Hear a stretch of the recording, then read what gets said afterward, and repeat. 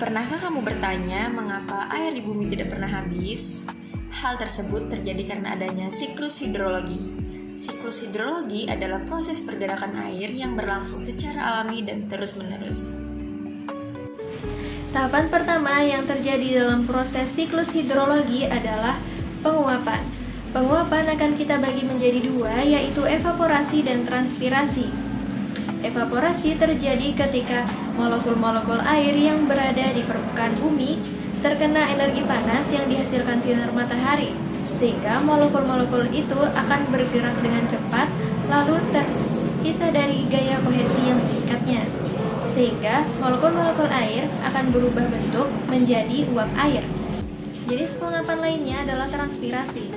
Transpirasi terjadi ketika akar menyerap air dari dalam tanah, lalu menyalurkannya melalui batang dan akhirnya sampai ke daun. Di daun inilah air akan diuapkan melalui stomata. Lalu, uap air yang naik ke atmosfer akan bergerak ke lapisan udara yang lebih tinggi. Karena suhu atmosfer semakin dingin seiring dengan ketinggiannya, uap air mulai mengalami pendinginan.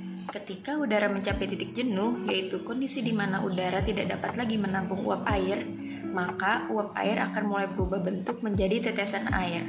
Suhu pada saat ini disebut sebagai titik embun. Tetesan air ini menempel pada partikel-partikel kecil seperti debu dan membentuk awan. Semakin banyak uap air yang terkondensasi, semakin tebal awan yang akan terbentuk. Di dalam awan, tetesan air yang kecil akan bergabung sehingga membentuk tetesan yang lebih besar. Semakin besar ukuran tetesan air, semakin berat tetesan tersebut. Ketika tetesan air di dalam awan sudah cukup besar dan berat, ia tidak akan mampu lagi ditahan oleh udara, sehingga akan jatuh ke permukaan bumi sebagai hujan. Proses inilah yang disebut dengan presipitasi. Hujan yang turun bisa berupa hujan ringan, sedang, ataupun deras. Hal ini bergantung pada ukuran dan jumlah tetesan air dalam awan. Pernahkah kalian berpikir, bagaimana sih air hujan itu pada saat turun ke tanah? Itu disebut dengan runoff. Runoff atau limpasan adalah aliran air di permukaan tanah menuju tempat yang lebih rendah.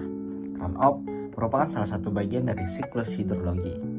Dengan air hujan tadi yang jatuh ke permukaan tanah, sebagian langsung meresap ke dalam tanah, sebagian lagi akan mengalir di atas permukaan tanah.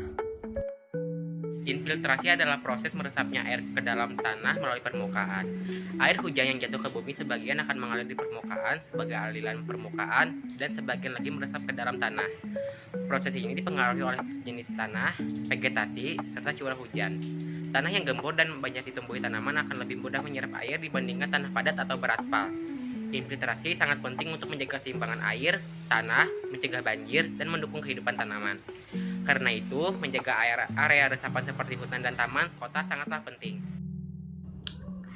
Perkolasi adalah proses air bergerak melalui tanah ke lapisan tanah yang lebih dalam hingga mencapai air tanah. Perkolasi merupakan tahap lanjutan dari infiltrasi.